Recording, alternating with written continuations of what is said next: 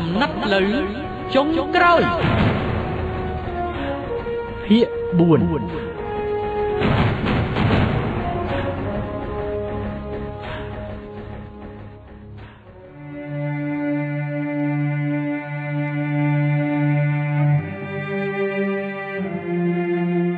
ឃុំស្លក្រាមស្រុកថ្មពួកខេត្តបាត់ដំបងខែតុលាឆ្នាំ1975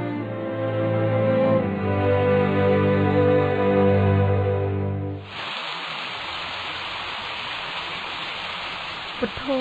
ភូមិថ្មីយូរនេះសុទ្ធតែព្រៃហើយបើភ្លៀងធ្លាក់ឲ្យជាប់យ៉ាងនេះសង់ខ្ទមយ៉ាងម៉េចទៅបានអីជ្រកឬមួយក៏យើងជ្រកក្រោមផ្ទះអ្នកស្រុកនេះរហូតទៅម៉ែទុកឲ្យគាត់សម្រាប់ទៅកូនគាត់អត់មកអត់កពេញមួយថ្ងៃហើយអ៊ំបងយើងសុំបបរម្ចាស់ផ្ទះបញ្ចុកគាត់បន្តិចទៅអីពួកគេកំពុងហូបបបរតម្រាំភ្លៀងរាំងតម្រាំអូសស្ងួតយប់នេះយើងដេកអត់ហើយពុកមិនបាច់សុំទេកូនអង្គការគេហាមផ្ដាច់មិនឲ្យអ្នកមូលដ្ឋានជួយយើងទេដែលគេព្រមឲ្យយើងមកជ្រកក្រោមផ្ទះនេះចាត់ទុកជាសំណាងធំហើយកូនមានគេចុះមកហើយយើងឈប់និយាយហើយណែអ៊ំយកបាយទឹកឈូកនេះទៅចែកគ្នាហូបហើយកុំឲ្យពួកឆ្លប់ឃើញហ៎អូអរគុណណាស់ក្មួយអ៊ំខាងនោះគាត់ឈឺអីចាស់គាត់ឈឺមិត្តបងគាត់ឈឺយូរហើយហើមដៃហើមជើងហើមខ្លួនអូខ្ញុំមានស្ករចាំខ្ញុំឲ្យណាតែចាំបន្តិចទៀតខ្ញុំខ្លាចគេឃើញទៅបញ្ញាប់ហូបទៅមុនភ្លៀងរាំងតែមានឆ្លប់មកឃើញអរគុណណាស់មិត្តបងអីបាយស្រួយថៃបលាយើងមកប៉ះមនុស្សចិត្តបុនហើយកូននឹងហើយបញ្ញាប់នាំគ្នាហូបទៅម៉ែហូបបាយយកមកម៉ាប់ម៉ែចង់ហូបស្ករកូនម៉ែឮថាមានស្ករហើយកូនពីមេតាថាបីរំហើយក៏ជាគិននឹងក៏តាមបានពីวันយើងក៏ថាគិនបីតាមសឹងព្រឹកទៅបានមិនតាមផងអាចាំខ្លាំងអាចារ្យใจរំលំជាតិទាំងអង្គនៃកម្ពុជា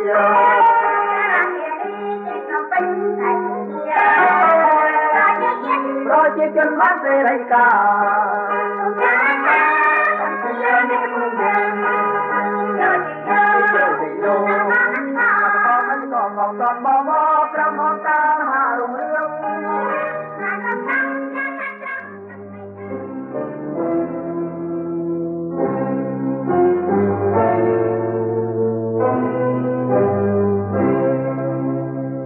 នៅចុងឆ្នាំ1975នយោបាយគ្រប់គ្រងជាសមូហភាពបានលេចរូបរាងឡើងរបបបែងចែកអង្គរត្រូវជំនួសវិញដោយការហូបរួមប្រព័ន្ធរដ្ឋបាលនៃរបបថ្មីត្រូវបានចាក់ឫសទៅគ្រប់ច្រកល្ហកក្នុងរូបភាពមនុស្សលើសពី10គ្រួសារគ្រប់គ្រងដោយមេភូមិ2នាក់មេភូមិមានសិទ្ធិចេញលិខិតអនុញ្ញាតឲ្យមានការដើរហើរឆ្លងពីភូមិមួយទៅភូមិមួយទៀតក្នុងឃុំតែមួយភូមិជាច្រើនផ្ដុំគ្នាទៅជាឃុំមួយដែលគ្រប់គ្រងដោយក្រុមគណៈឃុំមានគ្នា3នាក់ដែលភាគច្រើនជាជនបដិវត្តន៍ដែលធ្លាប់មានគុណបំណាច់ចំពោះអង្គការពិសេសពួកគេមានប្រភពមកពីវណ្ណៈក្រីក្រគណៈឃុំគឺជាអ្នកសម្រេចការងារសំខាន់ដូចជាការបែងចែកស្បៀងការដាក់ទោសទណ្ឌរដ្ឋអំណាចស្រុកក៏មានសមាជិក3នាក់ដែលសុទ្ធសឹងមានអតីតភាពជាមេបញ្ជាការយោធាបដិវត្តន៍អង្គការបដិវត្តន៍បែងចែកកម្លាំងប្រជាជនជា3ក្រុមសំខាន់ទី1យុវជនយុវនារីនៅលីវអាយុលើសពី14ឆ្នាំហៅថាកងស្រួយកងនេះគ្រប់គ្រងដោយមេកងម្នាក់និងមេកងរងម្នាក់កងនេះភាគច្រើនត្រូវធ្វើការបម្លាស់ទីទៅតាមតម្រូវការជាក់ស្ដែងដូច្នេះត្រូវបានគេហៅថាកងចល័តកម្លាំងទី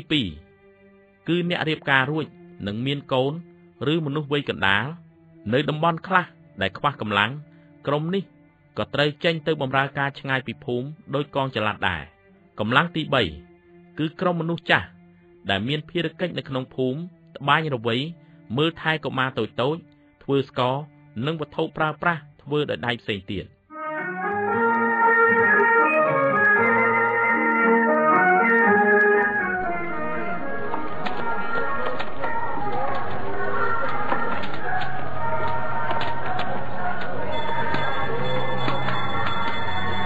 ដល់មកបាយយើងទេ ជើងណាតោះបងមើលឬសូជួងសឹងមិនតាន់មិនម៉ាប់ ចា មិនក៏មិនឯងបោះអង្គាអង្គការចោលអញ្ចឹងមិនឯងជាខ្លាំងបដិកិរិយាចូលមកបង្កប់ខ្លួនប្រឆាំងអង្គការមែនទេខ្ញុំរបូតដៃទៅមិនបងនេះរួយឆាប់មកម៉ាប់មិនឯងបញ្ចាត់ខ្លួនណាមិនធៀមមិនស្បានក៏អញ្ចឹងដែរ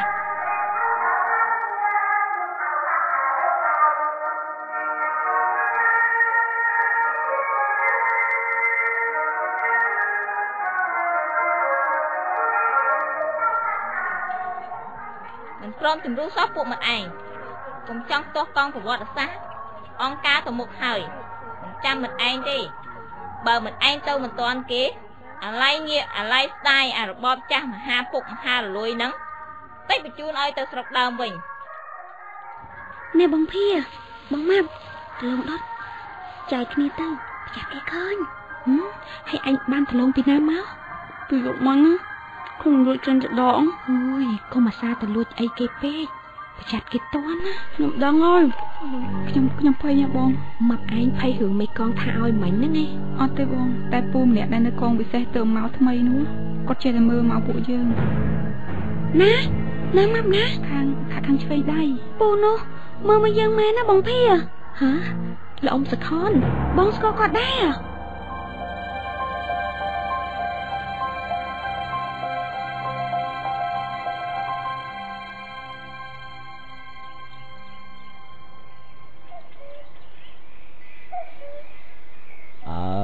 អ៊ំទើបតែច្រឡប់មកដល់ពីម្សិល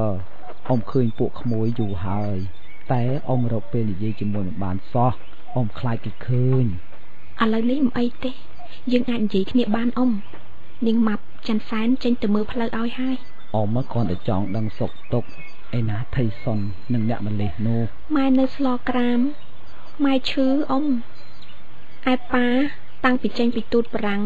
មានយោធារំដោះគេចំណាំលពូសុតបានគេក៏នាំគាត់ទៅទាំងយប់គេថាឲ្យគាត់ត្រឡប់ទៅភ្នំពេញជួយធ្វើការរដ្ឋអំណាចថ្មីខ្ញុំមិនដែលបានតំណែងពីប៉ាទេអ៊ំពួកខ្ញុំច្រឡាត់ម្ដងទៅនេះម្ដងទៅនោះខ្ញុំចេះតែស៊ើបដែរតែមិនដែលបានតំណែងអីសោះសុកគេតាំងយ៉ាងនេះប៉ាអត់មានទ្រព្យអីជាប់នៅខ្លួនទៀតបានអីដោះដូរបានអីហូបឈប់ចាំទៅក្មួយប៉ាឯងមិនរស់ទេកាត់ចិត្តទៅអ៊ំមានស្គាល់យោធាម្នាក់ពីមុនធ្លាប់ស្នាក់អាស្រ័យនឹងអ៊ំវាដឹងគុណបានវាឧស្សាហ៍ប្រាប់វាថាពួកអ្នកត្រឡប់ទៅភ្នំពេញទាំងប៉ុន្មានអង្គការវាយចោលគ្មានសល់ទេធ្វើចិត្តរឹងប៉ឹងឡើងណាអត់ពីពុកឆ្ងាយពីម្ដាយហើយចេះត្រឹមរស់ណាក្មួយទៅធ្វើអីដែលគួរធ្វើដើម្បីជីវិតរស់គ្រាចាអារបបរបៀបនេះវាមានជីវិតមិនយូរទេត្រូវមានសង្ឃឹមណាក្មួយទូទឹកភ្លេចទៅក្មួយកុំឲ្យគេចាប់ថ្នាក់បានចាណាថ្ងៃណាបើកុំតែបងគាត់ឯងម្លេះសំឯងទៅដល់ស្រុកបារាំងជាមួយនឹងប្រពន្ធកូនបាត់ទៅហើយ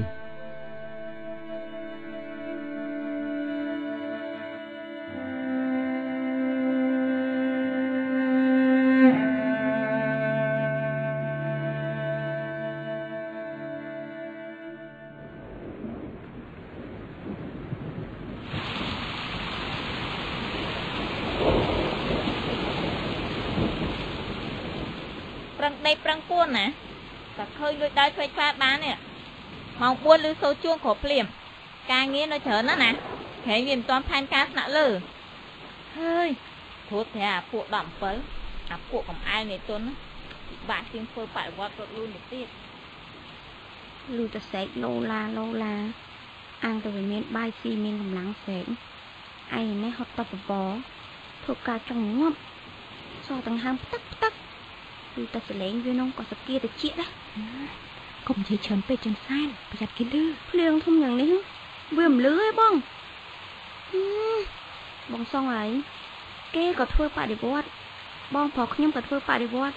មិនក៏គេមានអំណាចម៉េចតែបងខ្ញុំមិនដឹងកំពុងតែសងំសុកនៅណាទេគាត់ដឹងអត់ណោះថាប្អូនថាពុកម៉ែកំពុងអត់បាយកាហាយតឹងហេបងហើយចុះគិតពីអីណាឯងនិយាយពីបងច័ន្ទសុង បងអានេះក៏នឹកដល់បងដេតដែរកាលនោះបើប្តីបងមិនត្រឡប់ទៅរកម្ដាយគាត់ពួកបងក៏បែកគ្នាអញ្ចឹងដែរនិយាយដល់រឿងនេះបងនឹកដល់ម៉ែព្រួយត្មងហើយចាន់សែនពីល្ងាច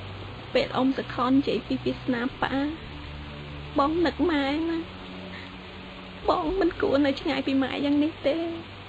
ម៉ែឈឺផងអត់មានកូននៅចិត្តមើលថែជីវិតម៉ែជាកូនអភិជនម៉ែមិនដែលលំបាកយ៉ាងនេះទេកាលនោះបើបងព្រមការប្តីតាមអង្គការគេកុំឲ្យបងមកនៅកងចល័តដើរគ្រប់ទីកន្លែងអញ្ចឹងដែរបងមានគ្រួសារហើយម្ដាយទុកឪពុកដាក់ត្រឹមត្រូវបានបាច់ផ្កាស្លាក្រាបក្បាលដល់កទេបងចាប់ដៃប្រុសថ្មីបដិញ្ញាយកគ្នាដូចសត្វទេឆានមិនបានណាចាន់សែនម្យ៉ាងមកដេតក៏មិនទាន់ដឹងថាស្លាប់ឬរស់ទោះអត់ឃ្លានមានស៊ីវេទនាប៉ុណ្ណាក៏យើងជាស្រីយើងមិនគួរមានប្តីមួយជាពីរជាបីដែរតែណាហើយតួបងនៅស្លក្រាមក៏មិនបាននៅផ្ទះថែមីងដែរគេថាយើងមិនមែនពេទ្យទេអូហើយចុះបងម៉ាប់ទៅបត់ជើងអីក៏យូរម៉េចតែទៅលួចបែរលឹកគេទៀតទៅខ្លាចតែនាងមេកងនោះវាមកតាមតន់ទេបងភីអើយណែបងភីបងស៊ីណាដែលប៉ាគាត់ជាគ្រូបរិញ្ញានៅពេញដែរនោះខ្សឹបខ្ញុំថាយប់មិញពេលគាត់ទៅបត់ជើងលោកមើលឃើញមេកងនារីនាំឆ្លុកទៅអស់អ្នកថ្មីពីរនាក់ទៅព្រៃគាត់ថាគេយកសុទ្ធតែចប់ទៅជាមួយប្រហែលយកទៅស្លាប់ទៀតហើយគាត់ថានាងមេកងនោះនិយាយថាអ្នកថ្មីប្រហែលអ្នកនោះទៅលួចបូតស្រូវគេខ្ញុំខ្លាចតែម៉ាប់ថាគេចាប់ទេហើយឯងកុំនិយាយរឿងអកុសលមើលនាំតែភ័យអាណិតគ្នាណាអូនាងម៉ាប់មកវិញហីបងភាអូយហើយឯងអាឡៃទៅណាម៉ាប់មានពីណាឃើញឯងហ៎អត់ទេហើយនាងមេកងហ៎ភ្លៀងធំមកពួកវាដេកស្ងាត់អស់ហើយរោងវាប្រត់ភ្លើងងឹតស្លុកហើយហ្នឹងណែបងបាយតើហូបបាយមានតែងៀតទៀតណែកម៉ាជួបខ្លួនសិនណាហើយបានបាយពីណាមកម៉ាប់ខ្ញុំមកជួបខ្លាចាស់ណាបងស្គាល់គ្នាតាំងពីនៅព្រៃកបាសគេចូលបដិវត្តឥឡូវបានធ្វើមេកងចល័តមកជីបន្លាយនៅខាងលើយើងគេហៅខ្ញុំគេថាចង់ជួយឲ្យខ្ញុំបានត្រឡប់ទៅរកពុកម៉ែនៅតកៅវិញពីណាមួយម៉ាប់នឹងរឿននោះបងកាលពីម្ដងនោះធ្លាប់មកសុំអ្នកស្រីស្នាក់ 3-4 ថ្ងៃដែរហើយអ្នកស្រីឲ្យកៅអាវជំនុំមកកោធំផងអូនឹកឃើញហើយគាត់សបល់ស្ដែកបាយមានតបងសក់គេដីហ្នឹងឯងតោះហូបបាយសិនទៅឃ្លានណាហូបបាយទៅបងចាំនិយាយនេះទៀតខ្ញុំក៏ឃ្លានណាឃើញបាយខ្ញុំចង់ដាច់ពវៀនហើយតែខ្ញុំចាំហូបជុំគ្នាម៉ាប់អរគុណណាស់ម៉ាប់កលៈទេសៈនេះហើយឯងនៅតែនឹកដល់ពួកបងខ្លាំងតែបងភៀងនិយាយប៉ុណ្ណឹងមិនក៏ឯងនៅស្ងៀមហើយអេអលេងលងទឹកភ្នែកឯងកើតអីបងភៀបងចាំសែននាងរឿនខ្លាខ្ញុំវាទៅតែច្រឡំមកពីស្លក្រាមវាប្រាប់ខ្ញុំថា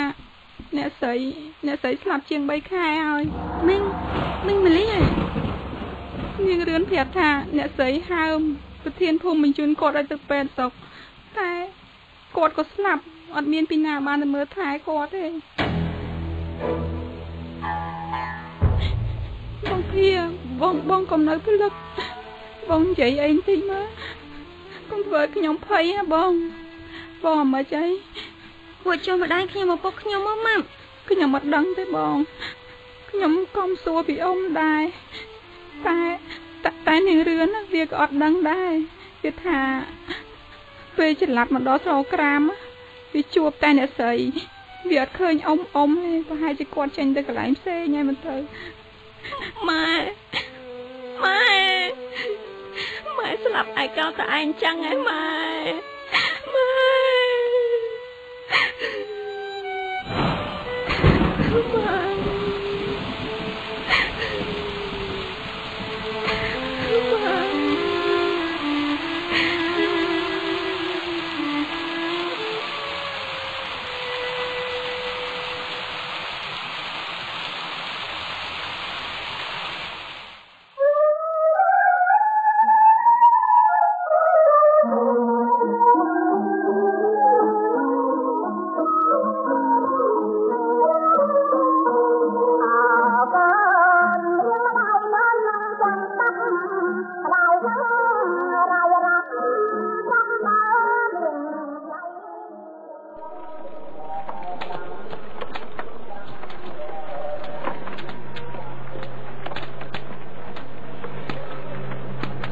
ងាប់ជើងឡើងមើលថ្ងៃកំពស់ណានៃអីនៅតែត្រឹកហ្នឹងណាបើគ្រប់តាមផែនការលើទេឲ្យអត់បែកអស់គ្នាហ្មងអត់បាយអីបើវាអត់ស្រាប់អីហ្នឹងអូយបងភាបងភាអូយដួលទៅហើយគេមើលគ្នាផងមើលអីហ្នឹងហ៎មិនបងភាគាត់ដួលហើយគាត់ប្រហែលខ្យល់ហើយបងហើយអត់មានធ្វើចេញធ្វើការមិនភ្លាមចាំរកមើលអីហ្នឹងពុំមិនឯងនឹងពេទ្យទេបងភាបងណែលឺឲ្យថយចេញហ៎មិនឯងស្គាល់ពាក្យថាក្បាលអ្នកណាសក់នៅហ្នឹងហ៎ទៅធ្វើការមិនភ្លាមអង្គការចេះចាត់ចែងហ៎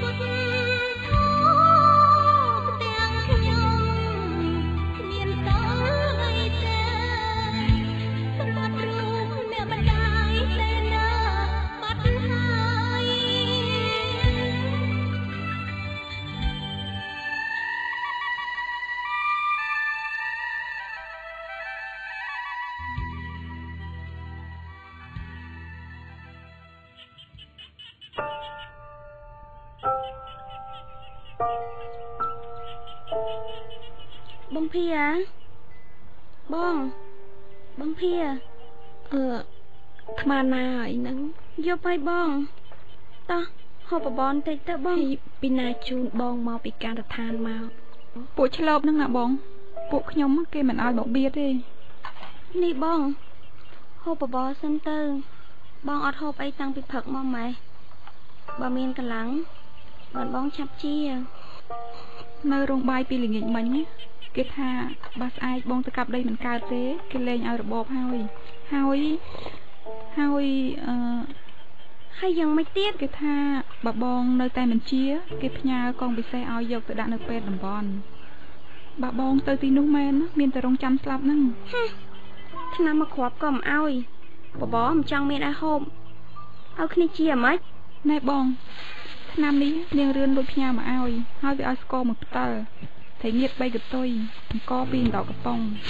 ប្រហុកកន្លះកូនកឡបងទុកហូបទៅនឹងឆាប់មានកម្លាំងបានច្រើនម៉េះម៉ាប់មិនគេឲ្យយើងច្រើនម៉េះនាងរឿនណាទោះបីជាវាឡើងមេកងពិសេសមែនតែវានៅនឹកគុណដល់អ្នកស្រីតែធ្លាប់ទទួលវាឲ្យជ្រោកនៅមួយរយៈឲ្យបាយហូបឲ្យប្រាក់ជិះឡានត្រឡប់ទៅស្រុក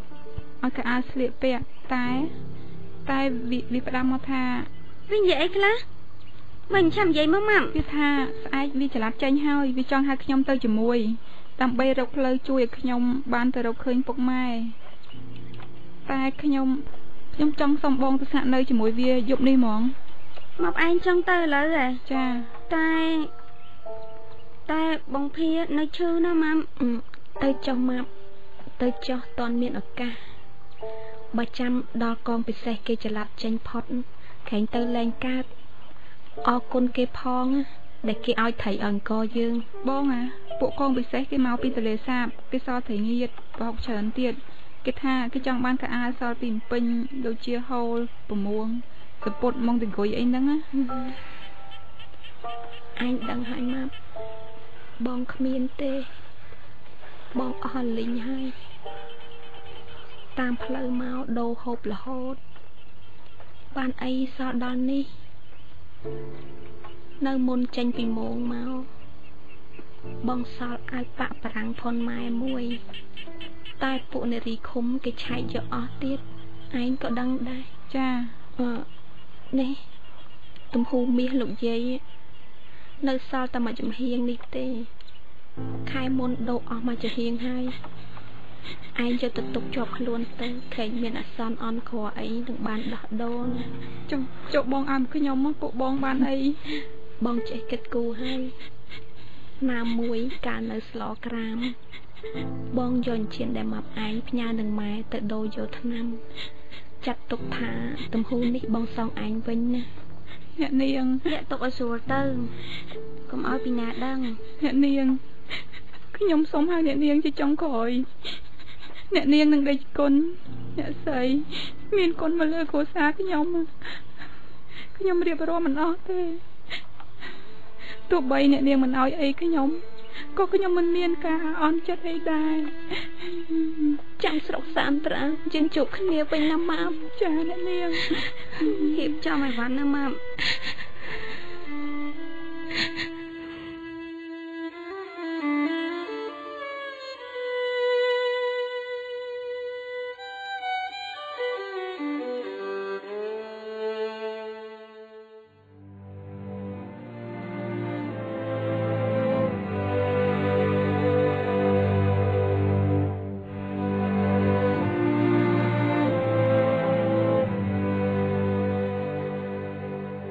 ចាប់តាំងពីខែកុម្ភៈឆ្នាំ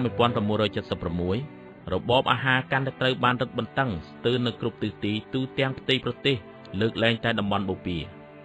ប្រជាជនទាំងអស់ទាំងអ្នកចាស់អ្នកថ្មីត្រូវតម្រូវឲ្យហូបរួមនៅតាមសហករណ៍ដោយមានរបបបបរលាយបន្លែបង្ការទៅតាមលទ្ធភាពជាក់ស្ដែងរបស់សហករណ៍នីមួយៗឆ្នាំងវែកកំសៀវកំបិតពូថៅលែងមាននៅតាមខ្ទមស្នាក់របស់ប្រជាពលករទៀតហើយលើកលែងតែចានមួយនិងស្លាបព្រាមួយដែលជាកម្មសិទ្ធិសមរម្យបំផុតសម្រាប់មនុស្សម្នាក់ឬផ្តិលមួយសម្រាប់មួយគ្រួសារកង្វះអាហារូបត្ថម្ភក្នុងចំណោមប្រជាពលករក៏បានធ្វើឲ្យកើនឡើងឥតឈប់ឈរនៅតួលេខមនុស្សស្លាប់ដោយជំងឺឬការបាក់កម្លាំងមរណភាពរបស់ប្រជាពលរដ្ឋស្លូតត្រង់កើនឡើងដល់រាប់សែននាក់នៅត្រឹមពាក់កណ្ដាលឆ្នាំ1976រាប់បញ្ចូលទាំងការកាត់ទោសភ្លាមៗនៅក្នុងសហករណ៍ដោយសារការលួចអាហារឬការបំពានលើធនធានធម្មជាតិដែលអង្គការចាត់ថាជាកម្មសិទ្ធិរួមទោះយ៉ាងណាអង្គការខ្មែរក្រហមបានប្រកាសពីជោគជ័យនៅក្នុងការឈានទៅសម្រេចចក្ខុវិស័យនយោបាយរបស់គេដែលចង់ស្ថាបនាកម្ពុជាផ្អែកតាមលទ្ធិសង្គមនិយមដោយការផ្សព្វផ្សាយនិងអនុវត្តគោលការណ៍សមូហភាពនិយមនៅទូទាំងប្រទេសគេបានសម្រេចជាស្ថាពរនៅនយោបាយប្រពលវប្បកម្មក្នុងវិស័យកសិកម្មដែលមិនចាំបាច់បង់ថ្លៃជារចនាសម្ព័ន្ធសេដ្ឋកិច្ចគ្មានទំនាក់ទំនងទីផ្សារតាមទិសស្លោកមហាអស្ចារ្យមហាលោតផ្លោះការដ្ឋានភ្នំស្រុកខេត្តបាត់ដំបងខែមិថុនាឆ្នាំ1976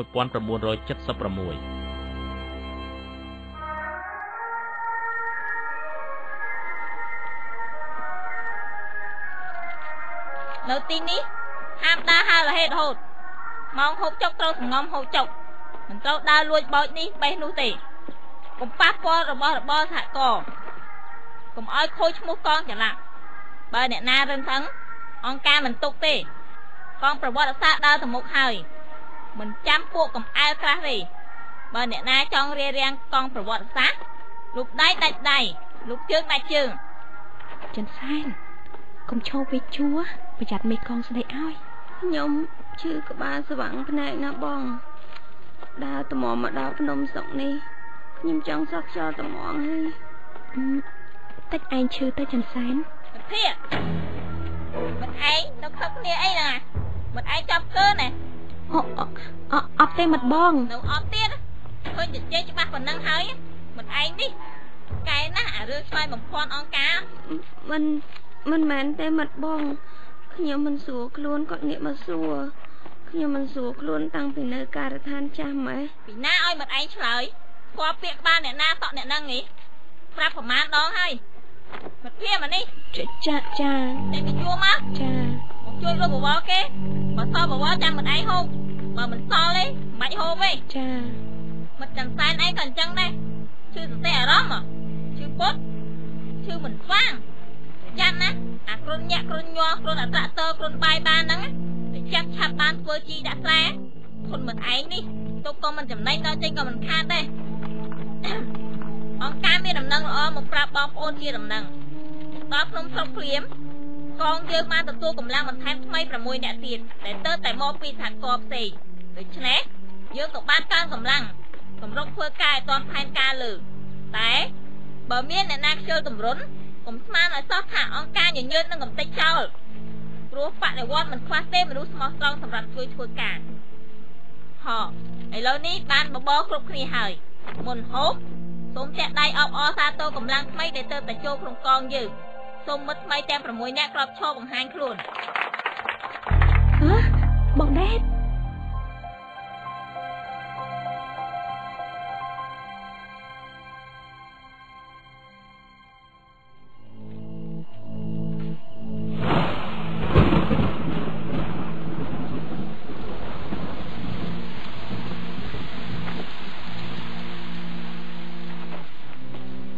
នេះទីបាត់បានច្រើនណាស់ដាក់ចូលជាមួយគ្នាហើយរយមើលមកចាប់ផងលៀងហើយណែហើយចាំបាច់លៀងអីប្រយ័ត្នមានគេមកឃើញលឿនឡើងទៅឃ្លានណា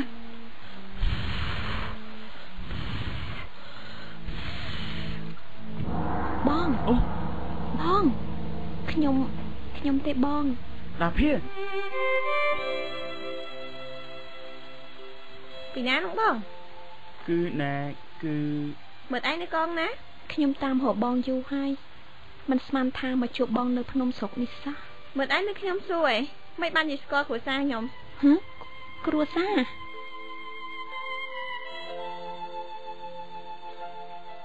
បងរៀបគ្រួសារថ្មីតាំងពីឆ្នាំទៅម៉េចភាបងស្មានតែយើងលែងបានជួបគ្នាទៀតហើយ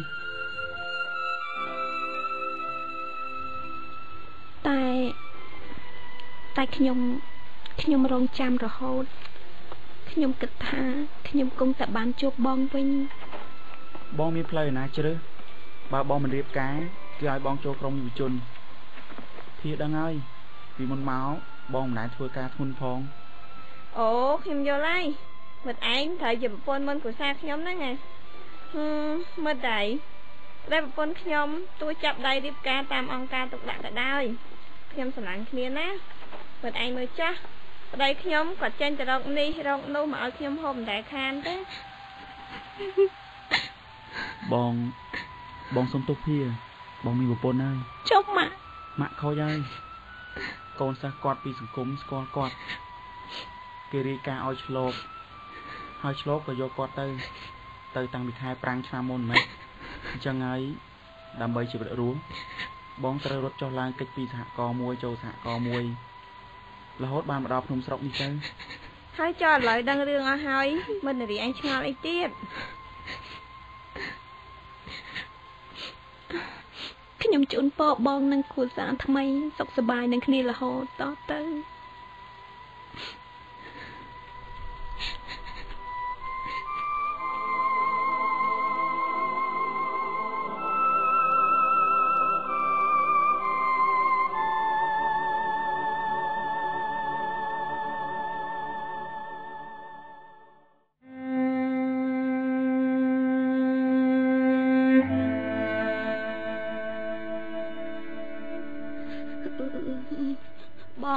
បងឯងឃាខ្ញុំចង់ទៅសួរនាំគាត់អត់ដឹងសខ្មៅម្ដងកោតតែបងឯងនៅស្មោះត្រង់អងចាំគាត់អ្នកមូលដ្ឋានកកគេស្រឡាញ់គេចង់បានបងឯងជាប្រពន្ធបើបងឯងព្រមមិនបាច់មកនឿយមកលំបាកដើរចល័តតាមកង់ស្រួយគ្រប់ច្រកលហកចឹងទេជួបនិយាយទៅច័ន្ទសែនគ្រប់បែបយ៉ាងវាជាចតាកម្មរបស់យើងទេបងអូនបងដេតក៏គាត់មិនបានតាំងចិត្តដែរខ្ញុំមិនរំលឹករឿងពីមុនក៏បានចុះឥឡូវគាត់បានជួបបងវិញហើយគាត់ត្រូវទទួលខុសត្រូវឲ្យសមជាប្តីតែនេះគេបានបំភ្លេចយើងចោលយូរណាស់ហើយពេលទៅរកគាត់ក៏មិនរំភើបអីដែរដែលបានជួបយើងផ្ទុយទៅវិញយើងអាចនាំឲ្យគាត់ស្មុគស្មាញផងក៏ថាបានលោកพ่อអាត្មានិយមខ្ញុំស្អប់មនុស្សพ่อគិតពីឯងទៅអ្នកដល់ថ្នាក់នឹងហើយអាឡ័យរវល់ខឹងអ្នកដតីទៀតហើយហូបថ្នាំដាំអស់ហើយនៅមិនក៏បេបងសង្ស័យទៅស្អែកនេះ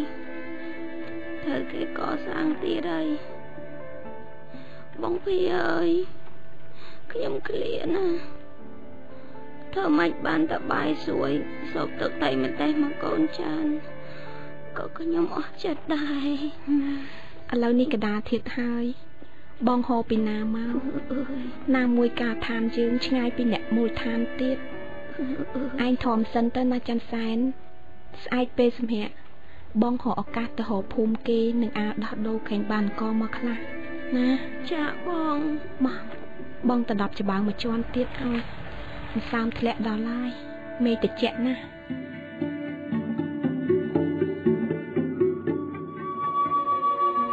នាងកញ្ញាលោកលោកស្រីប្រិយម្នាក់ស្ដាប់ជាទីមេត្រីរឿងកំណាត់ផ្លូវចុងក្រោយដែលនាងកញ្ញាលោកលោកស្រីបានស្ដាប់នៅពេលនេះសូមស្លេះតែប៉ុណ្ណេះសិនសូមរងចាំស្ដាប់ភាគបន្តសូមអរគុណ